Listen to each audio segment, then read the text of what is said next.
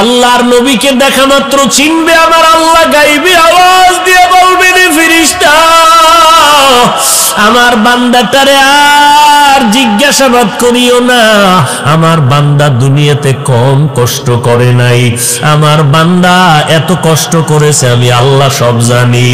সবাই যখন ঘুমাইতো আমার এই আশেক পাগলটা ঘুমায় না, এই বান্দাটা ভোর রাত্রে ওযু বানাইয়া যায় নামাজে সেজদায় গিয়া কাঁদতো আর আমি আল্লাহকে ডাকতো ইয়া রাব্বি গফিরলি ইয়া রাব্বি গফিরলি ইয়া রাব্বি গফিরলি, ও রব তুমি আমাকে মাফ করে দাও, ও আল্লাহ তুমি আমাকে মাফ করে দাও। নামাজ পড়ি, রোজা রাখি, জিকির করি, তেলাওয়াত করি, এরপরও বুঝি তোমাকে রাজি করতে পারলাম না। ও আল্লাহ দুনিয়ায় চোখের পানি ফেলে কাঁদতেছি রে আল্লাহ মাফ করে দাও। দুনিয়ার কান্না কিছুই না, কবরে গিয়ে আযাব সইতে পারবো না। এই বান্দাটা খানার প্লেট নিয়া এই বান্দা ঠিক মতো খেতে পারে নাই, আজান হয়ে গেছে দৌড়াইয়া মসজিদে হাজির, সামনের কাতারে গিয়া নামাজে দাঁড়ায় গেল। ও ফেরেশতা এই বান্দাটা আমার এত আদরের এত মোহাব্বতের বান্দা, আজান শোনা মাত্র বান্দা পাগল, কখন গিয়া মালিকের কদমে সেজদা লাগায় দিবে। মদিনার নবী বলে ওরে যারা আল্লাহর কদমে সেজদা দেয়, যখন 3.5 হাত বডির মাথার কপালটা মাটিতে লাগায় দেয়, ওই বান্দা মাটিতে দেয় না, আল্লাহর কুদরতি কদমে সেজদা দেয়। আল্লাহ বলবেন ফেরেশতা এখন আমার বান্দাটারে আর জিজ্ঞাসা করিও না, এখনই তাড়াতাড়ি কবরের মধ্যে বেহেশতের বিছানাটা দাও, 3.5 হাত কবরটাকে বড় একটা বালাখানা বানাও, জান্নাতের সাথে একটা রাস্তা বানাইয়া দাও। আমার বান্দা এখন জান্নাতের নিয়ামতের রং আর ভূ পাইয়া গেরান পাইয়া আরামে ঘুমায় যাবে। কিয়ামত পর্যন্ত এই বান্দারে কেউ ঘুমে যেন ডিস্টার্ব না করে। নবী বলেন, আল্লাহর নবী দুঃখ করে বলেন, যারা দুনিয়াতে রবের গোলামি করে না, নবীর সুন্নাত মানে না, নিজেও নামাজ পড়ে না, যারা নামাজ পড়ে তাদেরও পছন্দ করে না, নিজেও দাড়িটা লম্বা করে না, যারা দাড়ি লম্বা করে তাদেরও পছন্দ করে না, এই সমস্ত মানুষগুলো যখন কবরে যাবে তাদেরকেও 3টা প্রশ্ন করা হবে।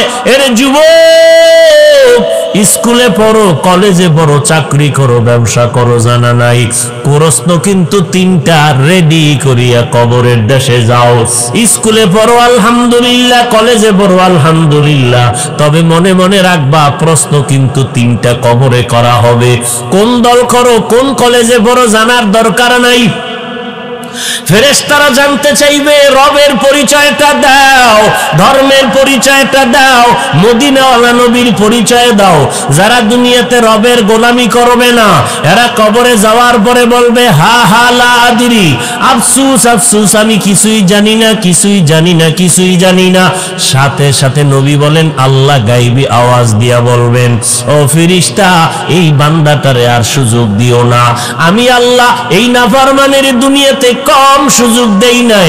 আমার দেওয়া সূর্যের আলো, চাঁদের আলো, পানি বাতাস ভোগ করলো, আমার দেওয়া নদীর মাছ খাইলো, জমিনের ফসল খাইলো, গাছের ফল খাইলো, এত বড় নিমক হারাম একবারও আলহামদুলিল্লাহ বলে নাই। উলামায়ে কেরাম পায়ে ধরে ধরে নামাজের দাওয়াত দিত, এক বেলার নামাজও বান্দা পড়ে নাই। এখন আর দেরি করিয়া কি লাভ? দুনিয়াতে অনেক সুযোগ দিলাম, বান্দা সুযোগ গ্রহণ করে নাই। আজান শুনিয়া মসজিদ দেখাও বান্দা মসজিদের মধ্যে ঢোকে নাই, নিজেও নামাজ পড়ে নাই, নামাজিদেরকেও বকাবাধ্য করতো, নামাজিদেরও পছন্দ করে নাই। এখন আর দেরি করিও না, কবরের মধ্যে জাহান্নামের বিছানাটা বিছাইয়া দাও। সাথে সাথে কবরের মধ্যে জাহান্নামের বিছানাটা দেওয়া হবে। আল্লাহ পাক বলবে এখনই জাহান্নামের সাথে রাস্তা বানাইয়া দাও।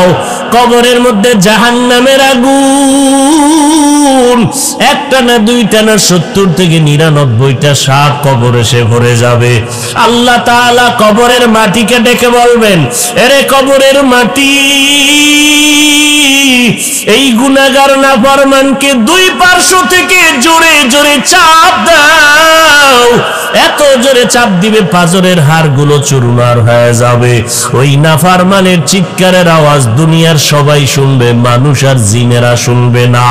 এরে নাফরমানের কবরে আযাবের খবর কুকুর দেখে, গরুয়ে দেখে, ওরা আওয়াজ পায়। এই জন্য দেখবা কবরের দিকে তাকাইয়া কুকুর অনেক সময় ঘেউ ঘেউ করে চিল্লায়, কারণ ওরা কবরের আযাব ডাইরেক্ট দেখতে পায়। ভিন্ন পশুরা কবরের আযাব দেখতে পায়। একটা বেনামাজির লাশ যখন কবরে দাফন করলো, পাশে ছিল গরুর গোয়াল ঘর। রাতের বেলা দাফন করে সবাই ঘরে চলে গেল। সকাল বেলা দেখে গরু একটাও গোয়াল ঘরের মধ্যে নাই। একটা গরু জায়গায় মরে গেছে, কিছু গরু রশি ছিঁড়িয়া পালায় গেছে। কারণ কবরের আযাব এত মারাত্মক আযাব। মদিনার নবী বলেন, এই কবরের আযাবের কথা স্মরণ হলে আমি মুহাম্মদও পাগলের মতো হয়ে যাই। ওরে কবরের আযাব, নবী বলেন দুনিয়ার মানুষ যদি একবার দেখতো, জীবনে সংসার করতে পারতো না, আরামে খাইতেও পারতো না রে বাবা। নবীর সাহাবী ওসমান রাদিয়াল্লাহু তাআলা আনহু কবরের কিনারা দিয়া যখন যাইতেন, হাউমাউ করে চিল্লায়া কাঁদতেন। সাহাবায়ে কেরামরা বলতেন, কবর দেখলে আপনি এত কেন কাঁদেন? ওসমান রাদিয়াল্লাহু তাআলা আনহু বলেন, মানুষ মরণের পরে প্রথম ঘাতি হলো অন্ধকার কবর। এই কবরে গিয়া যদি আমি ওসমান ধরা পড়ে যাই, ওই কবরে জাহান্নামের আগুন সইতে পারবো না। ও যুবক, আল্লাহর নবী বলেন, জাহান্নামের কথা যদি কানে আসে, 2 ফোঁটা চোখের পানি ছেড়ে তওবা করো, আল্লাহর কাছে ক্ষমা চাও। জাহান্নামের গরম সহ্য করার শক্তি কারো নাই। এরে আল্লাহর বান্দারা, কোরআন সত্য, হাদিস সত্য, মিথ্যা মনে করিও না রে বাবা। যদি সত্য না হইতো, নবীরা পর্যন্ত কেন কবরের কথা স্মরণ করে কাঁদলেন? সাহাবায়ে কেরাম কেন কাঁদলেন? এদের তো আমল কম ছিল না।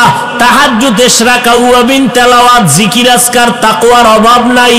এরপর আবু বকর নামাজে দাঁড়ায় দাঁড়ায় কান্না করেন, ওমরে ফারুক কান্না করেন, হযরত আলী কান্না করলেন, জীবনটা কাটায় দিলেন কান্না করিয়া।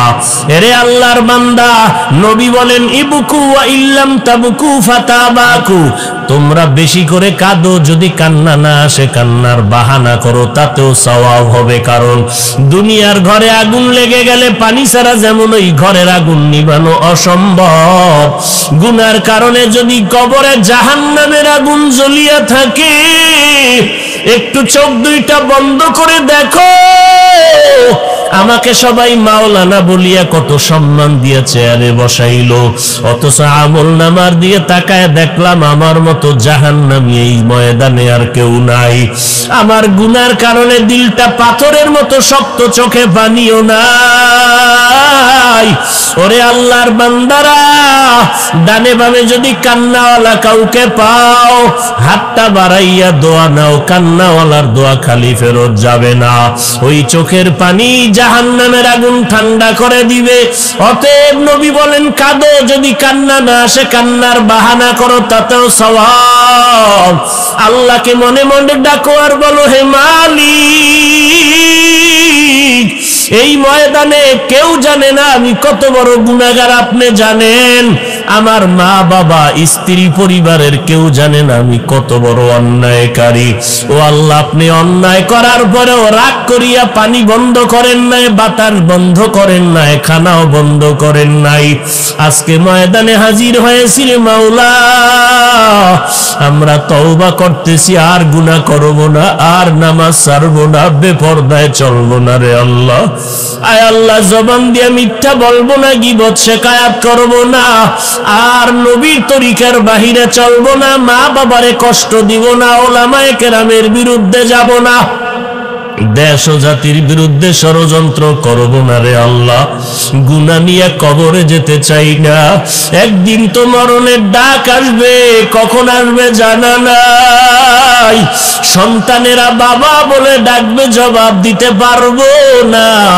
ওই সাদা কাফনে ঢোকার আগে চাই জীবনটা যেন পবিত্র বানাইতে পারি, কারণ বেগুন গুনাহগার হইয়া বেনামাজি অবস্থায় গুনাহ নিয়ে কবরে যেতে চাই না রে আল্লাহ। ওই কবরে আযাব সহ্য করতে পারবো না। মরণটা যেন গুনাহমুক্ত অবস্থায় নামাজের হালাতে হয়, রোজার হালাতে হয়, তেলাওয়াত অবস্থায় হয়, আল্লাহর নামের জিকিরের হালাতে যেন মরণটা হয়। ও আল্লাহর বান্দারা, দিলটা নরম করে তওবা করো। আরে দুনিয়াতে কিছুই না, এখনই যদি মরিয়া যাই, স্ত্রী অন্য স্বামী নেওয়ার ফিকিরে চলিয়া যাবে, সন্তানেরা আপন না। মরণের খবর আসলে বন্ধুটা চলিয়া যাবে, আর খবর নিবে না।